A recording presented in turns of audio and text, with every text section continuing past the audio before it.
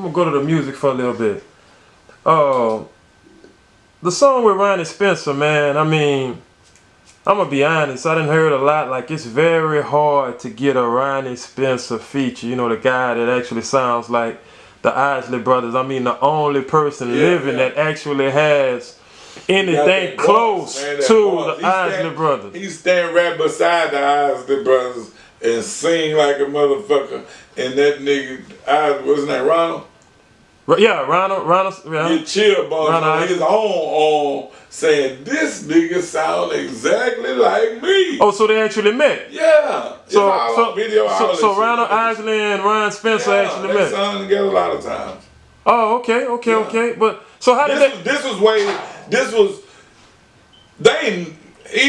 he just met him not too long ago, but it was long ago. This was when he was signed with Rec Shop. When he was signed with Rec Shop, you know what I'm saying? When Rec Shop was hot popping and had the whole game on lock everywhere. During that time, that's when he met him. Okay. Yeah. So how did y'all song come about? Like, I think it came out like a year ago. 5 6 Slam. Right. Lil Kano produced that album. The album ain't even much out yet, just that song out. The new single finna drop too, man. A Big Mo on the Trump.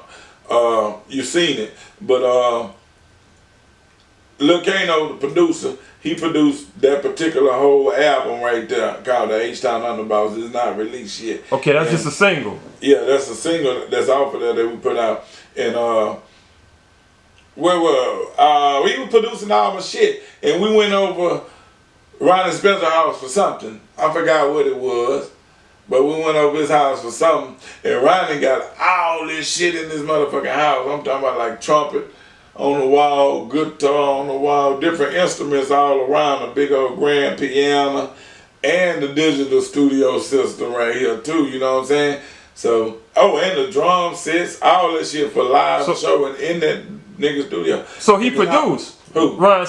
Yeah, okay. He don't just sing. I mean, it's live. He had live band coming down, rehearse, boom, do all this shit. Because he was doing most of his shows live. So, me and Kano was in there, and then we was chopping it up and talking, and then, we've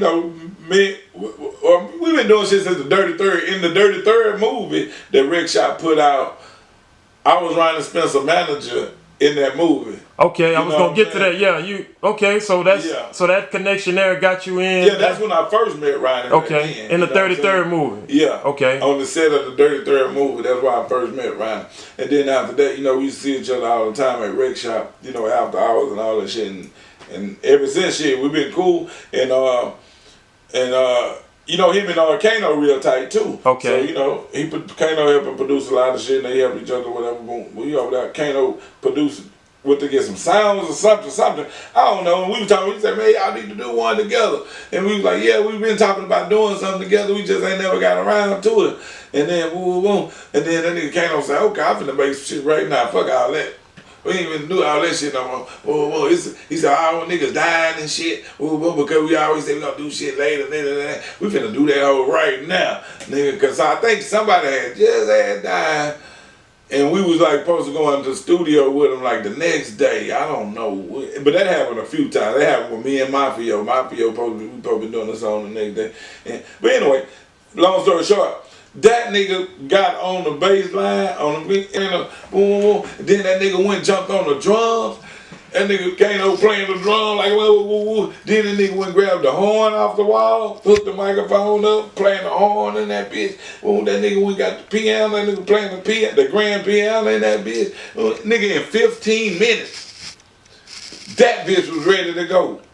That bitch was ready to go in 15 minutes. That track? Hell yeah, that nigga, he played everything on there live like a Mexican. That nigga did this right here, went over there and grabbed the horn, started playing the horn, looped that bitch in there, put that bitch back, went and grabbed the other shit, played that bitch, looped that bitch, put that bitch in there, went on the grand piano, played that bitch, went to the drums, on the drums, played that bitch, looped that bitch. Nigga, 15 minutes, that bitch was ready to go, dog. And that bitch was so jammed. It's still jammed. It's jammed.